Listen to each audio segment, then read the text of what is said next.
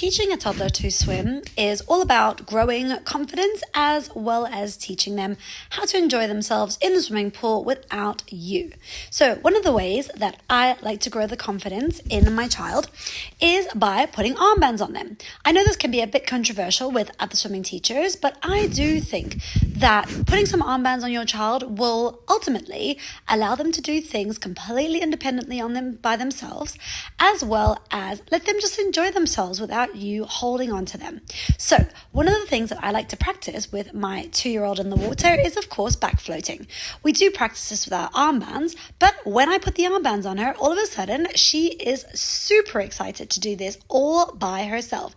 As you can see, she is so happy at feeling her body and buoyancy in the water.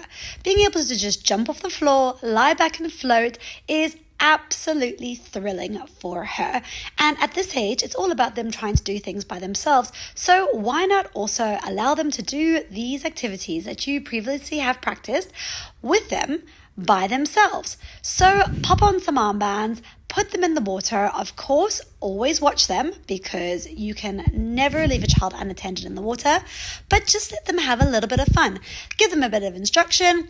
Let them just kind of feel it around and see what their bodies can do in the water without you. And you might find that activities that you practice with our armbands, they may not want to do. But when they're given the choice to do it completely on their own, they might just want to give it a try.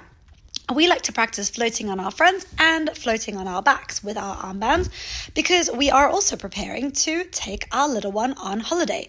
And of course, when we're on holiday, we want her to have as much fun as possible and have as much independence in the water as possible. So just practicing a little bit of kicking on her front and her back is going to work wonders when we take her on vacation this year.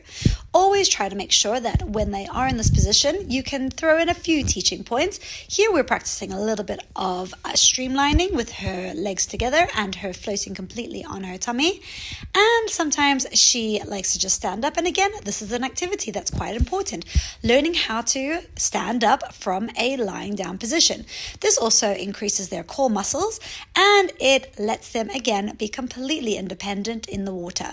As you can see here, I'm not actually even in the swimming pool and my little one is living her best life, standing up, lying down, just having a great old time. So do remember that swimming lessons are extremely important without flotation devices, but having your child have fun in the water, grow in confidence, explore the water completely independently on their own is just as equally as important, if not more important.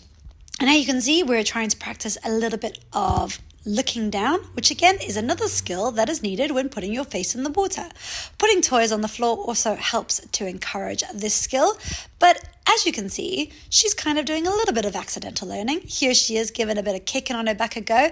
Again, this skill is something that I would need to hold her to do without the armbands, but here where she's completely able to float on her own, she's able to kick through the water completely by herself. And here we're finishing with her brother joining her, just having a little bit of fun. Remember, swimming is something that you want your children to enjoy. So don't always focus on the swimming lesson aspect of it. Why not pop some armbands on them and just let them have some fun?